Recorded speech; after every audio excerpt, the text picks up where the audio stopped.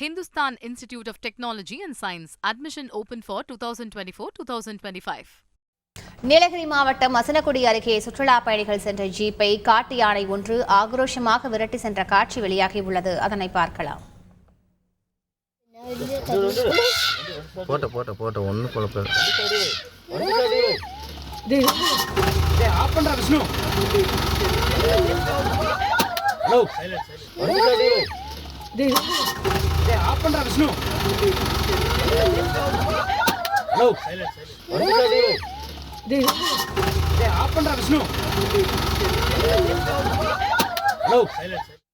கூடுதல் தகவல்களை செய்தியாளர் சுரேஷ்குமார் வழங்க கேட்கலாம். சுரேஷ்குமார், என்ன நடந்தது? எவ்வளவு யானைகள் தாக்க முற்பட்டன?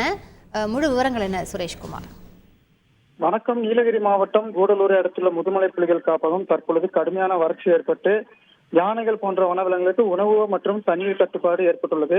இந்த நிலையில் முதுமலை வனப்பகுதி நடுவே செல்லும் சாலைகளில் அவ்வப்போது வனவிலங்குகள் சாலையை கடந்து தண்ணீர் தேவைக்காக நீர்நிலைகளுக்கு செல்கிறது. இந்த நிலையில் மசனகுடி, அதாவது முதுமலை வெளிவட்ட வனப்பகுதியான மசனகுடி பகுதியில் இருந்து மாயார் செல்லும் சாலையில் 2 யானைகள் சாலையை கடக்க முயன்றன. யானை காண்பதற்காக சுற்றுலா பயணிகள் சென்ற ஜீப் ஒன்று சாலை நிறுத்தப்பட்டது.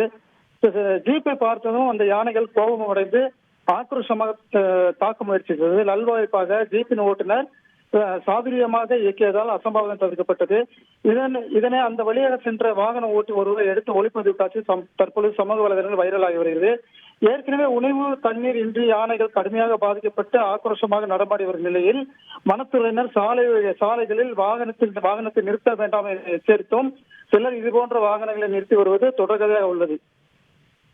விவரங்களுக்கு நன்றி Sureshkumar. Hindustan Institute of Technology and Science. Admission open for 2024-2025.